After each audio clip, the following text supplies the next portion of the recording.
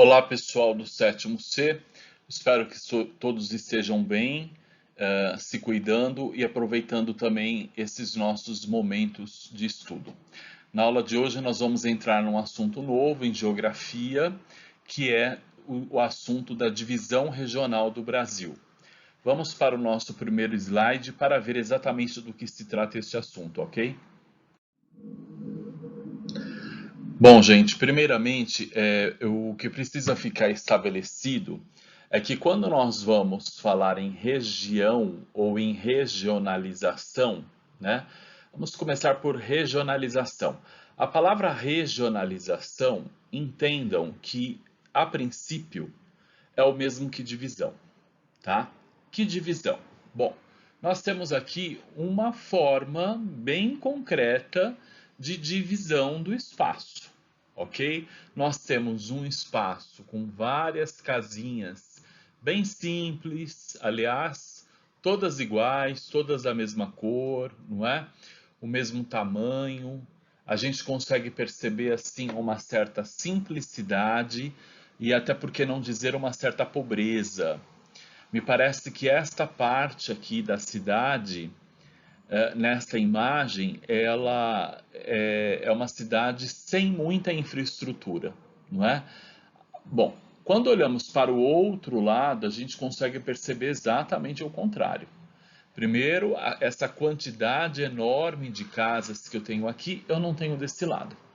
Não é? Eu tenho aqui não sei se é uma casa ou uma igreja, não fica muito claro. Fato é que tem uma piscina, a gente percebe aqui já algum gramado, não é? Ou seria um asfaltamento, não sei, possivelmente um gramado. Aqui nós temos uma outra ala, também com uma outra piscina, um carro aqui na porta, indicando o quê? Que embora esses dois lugares sejam próximos, há um abismo. Este abismo é um abismo social, é um abismo econômico, não é? Infelizmente muito comum no território brasileiro. Da mesma forma que existem diferenças sociais e econômicas no nosso país, será que também não existem diferenças naturais? Contrastes? Tá? Então, a ideia de regionalização é isso. Regionalizar é o mesmo que agrupar áreas ou espaços que possuem alguma característica semelhante e, ao mesmo tempo, totalmente diferente das outras áreas ou regiões. Tá ok? Bom, eu sei que com o passar do tempo, essa ideia de regionalização vai ficando mais claro. No primeiro momento, o que eu quero deixar claro para vocês nesse slide é que vocês entendam o nosso país como um país de contrastes, tanto do ponto de vista natural, e aí a gente pode pensar, por exemplo, ponto de vista natural. Vamos dar um exemplo: clima. Você vai ter lugares extremamente quentes no Brasil e lugares extremamente frios. Você vai ter lugares aonde haverá chuva praticamente o ano todo. E haverá lugares no nosso país em que a chuva será extremamente escassa. Sem contar, a gente poderia pensar nas formas de relevo, no tipo de vegetação. Então, todos esses exemplos que eu uso, se encaixam aqui.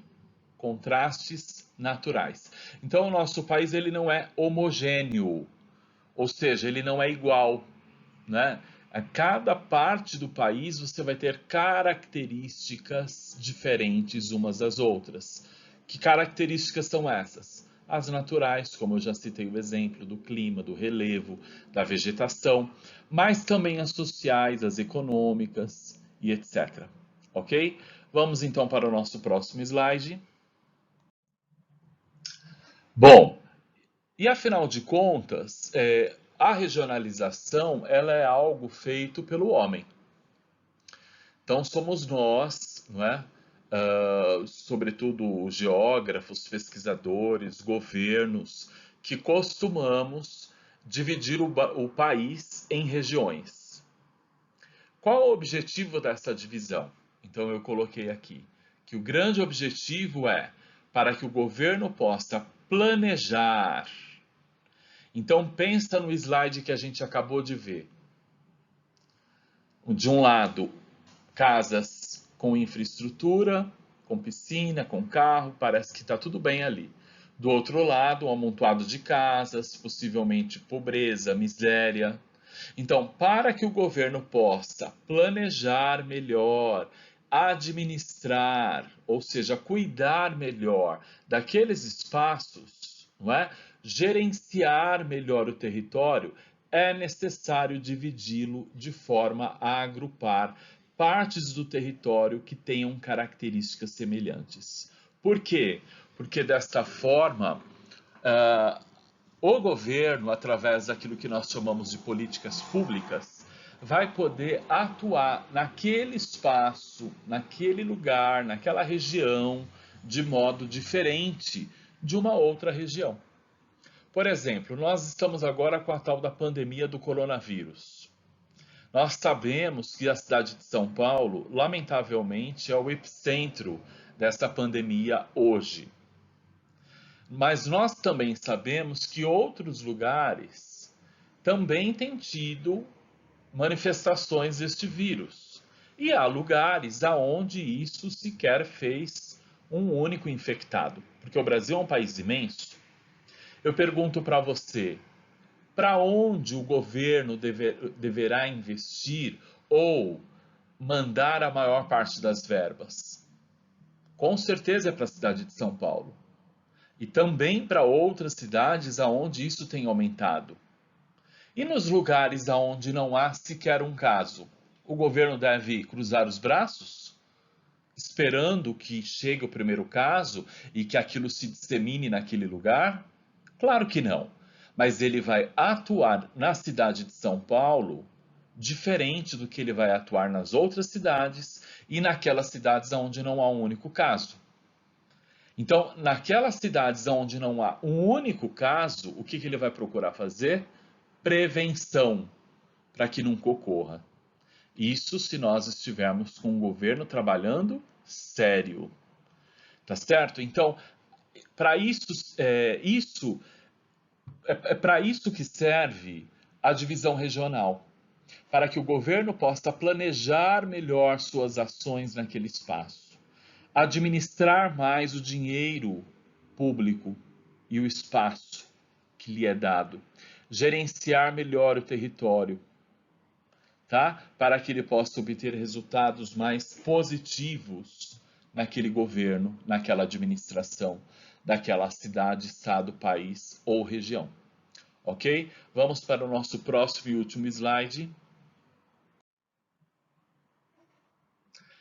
Bom, gente, então, a essa divisão que nós estamos falando, que é a que separa um espaço do outro, olha aqui, essa área em azul está separada dessa área aqui que a gente chama de cor ocre, dessa outra que está em amarelo, dessa outra que está verde. Essa divisão em áreas recebe o nome de regionalização. Mas só que a regionalização ela pode ser feita seguindo qualquer critério. Por exemplo, no exemplo que eu acabei de dar anteriormente, eu estava falando de uma divisão regional com base no número de infectados pelo coronavírus. Aqui eu tenho uma outra divisão feita pelo IBGE, que é o Instituto Brasileiro de Geografia e Estatística, um órgão do governo responsável pelas estatísticas a respeito do Brasil, e aqui ele separou o Brasil em 5 grandes regiões: Norte, Centro-Oeste, Nordeste, Sudeste e Sul. Mas esta forma de regionalizarmos o espaço brasileiro, é importante que vocês saibam que ela não é a única. Podem haver outros critérios, como eu acabei de usar o exemplo do coronavírus.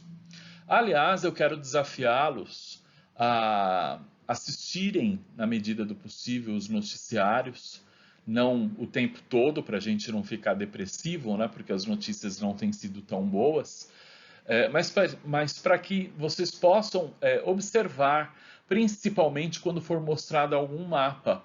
Veja se eles não estão separando, não é?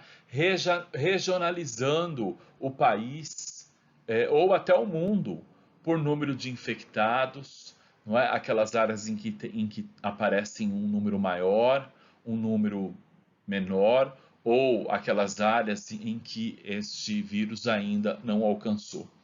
E pense você, quais ações você acredita que o governo poderia ter mediante essas informações? Como você acha que ele deveria gastar a verba? Para onde você acha que ele deveria destinar um valor maior, um valor mediano ou um valor menor apenas para a prevenção? Eu espero que tenham gostado da aula e espero que possamos nos encontrar pessoalmente em breve. Um abraço a todos e até a próxima.